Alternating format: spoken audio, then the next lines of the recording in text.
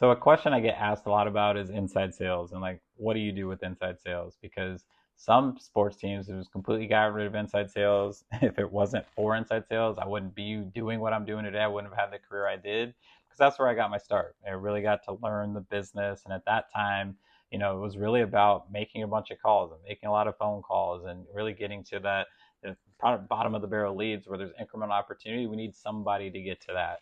And so, that's been offset with tools like Wolf Cycle from an AI perspective, using technology to more streamline people through the process. And so, teams have potentially even scaled down their inside sales teams. Like I said, got rid of some completely. I think you need to have an inbound model where you're getting people into your system, getting people into your culture. And whether that's called inside sales or it's called something else, I'm really looking at these people as more business revenue specialists. So there's going to be a sales aspect because I'm hoping these people grow into sales roles, but this is really kind of the feeder ground for the organization from a revenue perspective. So they're going to learn about sales, they're going to learn about service, they're going to be involved with marketing, external marketing events, and those don't always close new business, but you're out there building the brand, and you're starting to understand like what it looks like from a marketing perspective. Have them experiment and test AI and like try out like anything that we're looking to pilot. I'm going to look to start there within that inside sales, that more generalist type team.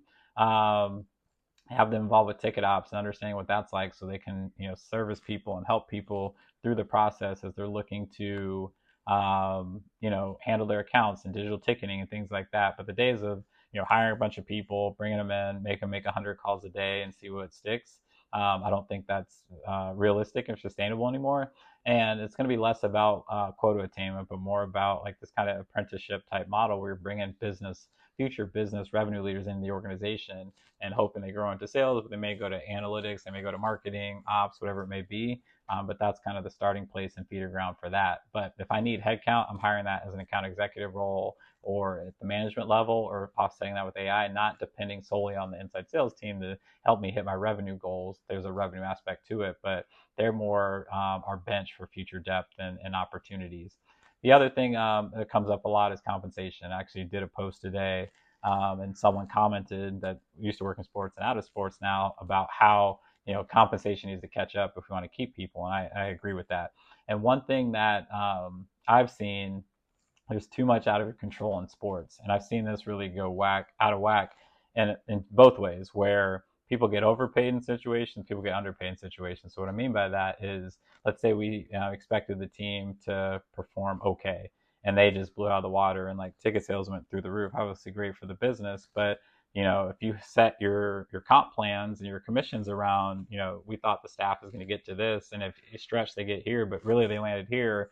That puts you in a lot of trouble sometimes with like your finance team, your executives, where they feel the staff got overpaid, and the staff's like, well, I earned it, I deserved it. We're not going to get in the credit battle. But I'm real big on, all right, let's set higher salaries and make the variable comp less, because it's a lot out of their control. Because I've seen on the other side too, the team was supposed to be really good, they stunk, come out of the gate last place in the first month of the season, and then now your staff's all upset because they're not going to get anywhere near their goals. They're not going to make the amount of money they expected. So I'd have bands like, here's how much we expect them to make, here's your salary, and we'll build comp plans around how we get you there. But it's less about commission, but you have a higher salary. More people prefer that anyway.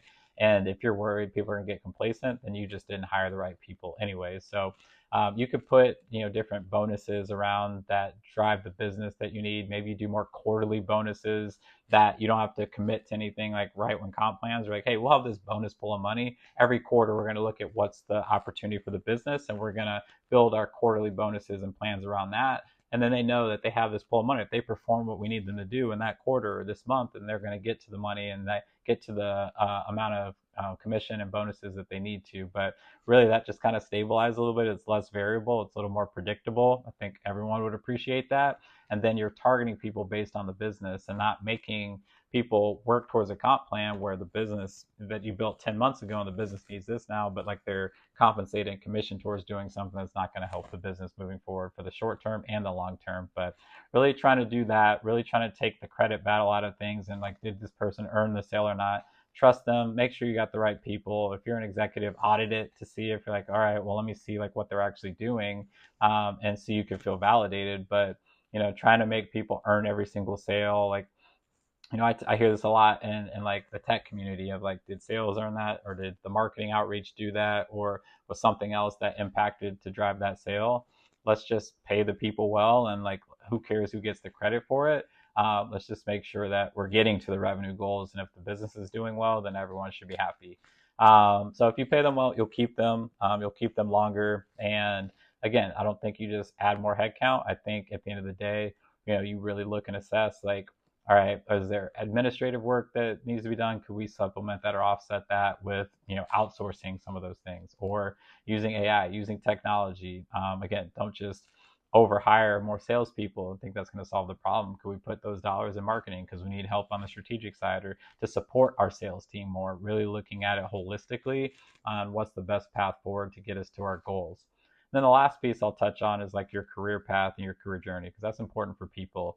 And having maybe not a guaranteed path, but at least understanding of like, when I come into your organization, what's my path for growth? We touched on comp, and obviously that should go in line with that as you're taking steps throughout your career. But I really think there needs to be two tracks. One for like the individual contributor that, I don't want to manage one day. I always felt the pressure, and I felt bad for those people that didn't want to be an inside sales manager, because I felt like that was like the only role within sports if you wanted to move up, and like that was what the cool kids did. Fortunately, I wanted to be one of the cool kids and be an inside sales manager.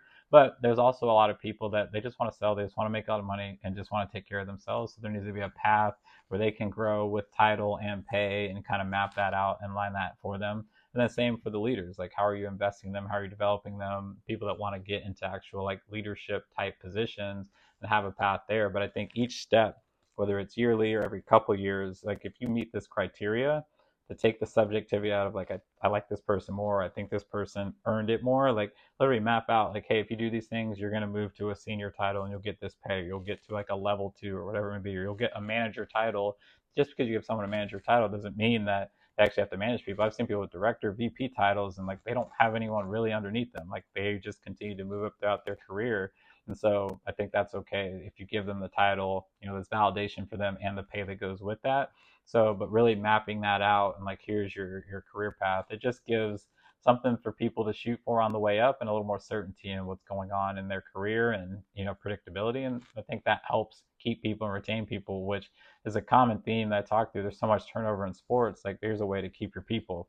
With that being said, create roles based on business need. Don't do it because, you might lose this person or you feel bad. Like, I've done that sometimes, and even I've been the one that's like, man, like, they just kind of let me go, like, go on to another organization. But each time the business rebounds, there's so many other factors over more than just one person to your team that's going to impact your success. So if people leave, it's not necessarily a bad thing. Sometimes it's growth for their career, it's growth opportunities for people internally. But just know that, people are going to move on for good and even for bad reasons.